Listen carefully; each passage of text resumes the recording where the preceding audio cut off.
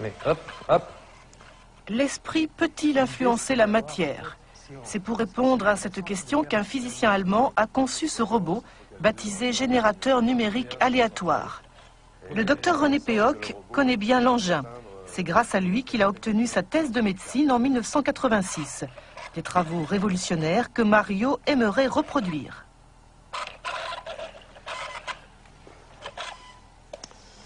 Alors voilà, donc ce robot se déplace en permanence de façon aléatoire, c'est-à-dire au hasard, parce qu'à l'intérieur, il y a donc une source électronique, hein, un bruit blanc électronique, enfin pour les experts, et qui à tout moment sort des chiffres au hasard, hein, en fonction de l'agitation donc des électrons, et ces chiffres sont traduits en mouvement de rotation, en angle de rotation, en distance de déplacement, hein, et normalement, donc lorsque le robot est tout seul, il va se déplacer véritablement au hasard.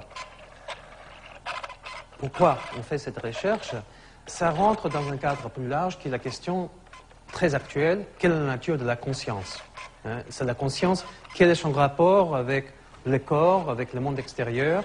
Et le but ici, c'est de voir effectivement si la conscience, quelque part, s'étale en dehors de ce qu'on peut appeler le corps physique, le cerveau. Donc ça, c'est un premier système, une première approche pour voir si effectivement l'esprit, d'une manière ou d'une autre, soit consciemment ou soit inconsciemment, a une petite influence sur la matière. Toutefois, il s'éloigne un petit peu. Un tout petit peu. Il faut être patient et jamais se déconcentrer. C'est en étudiant des poussins que René Péoc a eu l'idée de sa thèse de médecine. Il travaille alors dans un laboratoire de biologie animale quand il découvre la théorie dite de l'empreinte, élaborée par le prix Nobel Konrad Lorenz. Fasciné, René vérifie d'abord la théorie sur lui-même avant de la tester avec le petit robot. Qu'est-ce que vous faites là, René? Eh bien, je conditionne un petit poussin pour qu'il m'adopte exactement comme si c'était sa mère. C'est la théorie de l'empreinte, hein, découverte par Konrad Lorenz,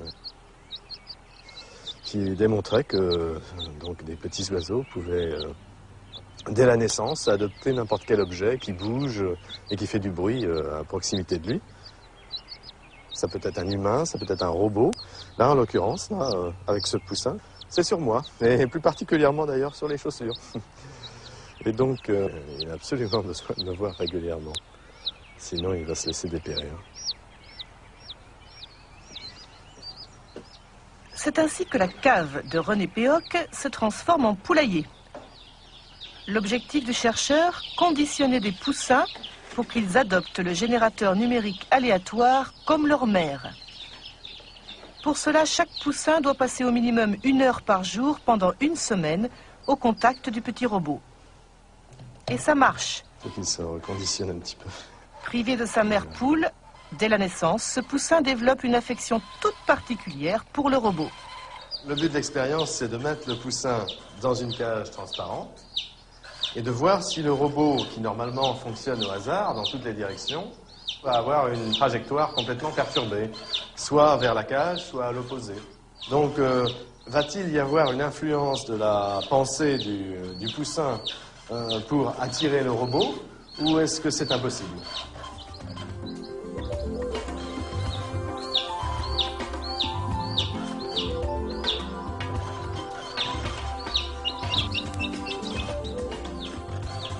Pour chaque expérience, la trajectoire du robot s'inscrit sur une feuille témoin. Normalement, les tracés sont totalement anarchiques, comme le veut le hasard. Mais là, on dirait que le robot sait où il va. Pendant 20 minutes, il s'approche doucement mais sûrement de la cage, comme s'il répondait aux appels désespérés du poussin. Apparemment, la volonté du petit oiseau a brisé la loi du hasard.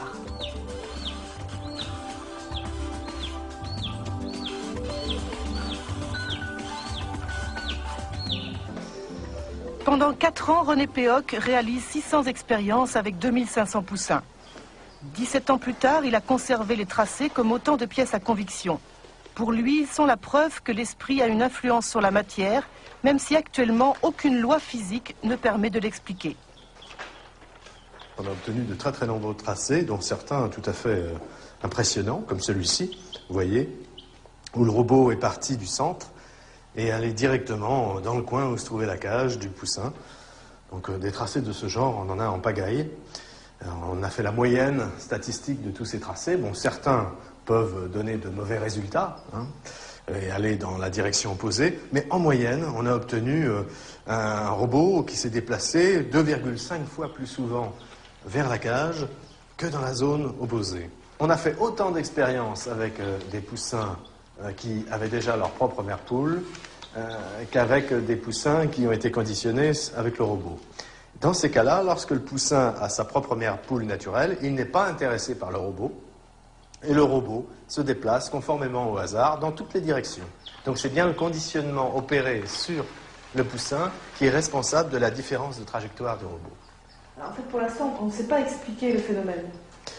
Non, c'est difficile de donner l'explication exacte. Bon, on peut émettre des hypothèses, mais à l'heure actuelle, il faut surtout déjà constater que le phénomène existe bien. Bon, parce qu'il y a des physiciens qui, quelquefois, s'amusent à critiquer, mais en fait, il y a aussi dans la physique fondamentale des phénomènes invisibles, immatériels, comme les lois physiques, les forces, l'énergie, le temps, les dimensions de l'espace. Tout ça, c'est de l'invisible, de l'immatériel, et on ne sait pas ce que c'est à la base.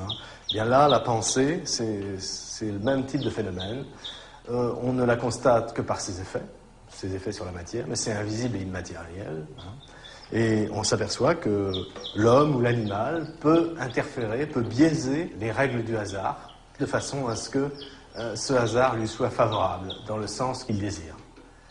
Est-ce qu'il est difficile en France de choisir un tel thème comme sujet de doctorat? C'est assez difficile, effectivement, parce que d'abord, on compromet sérieusement sa carrière. Oui.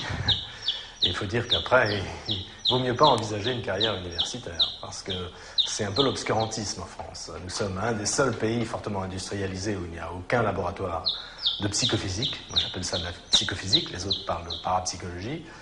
Mais bien que ces phénomènes soient indiscutables, c'est encore un sujet tabou.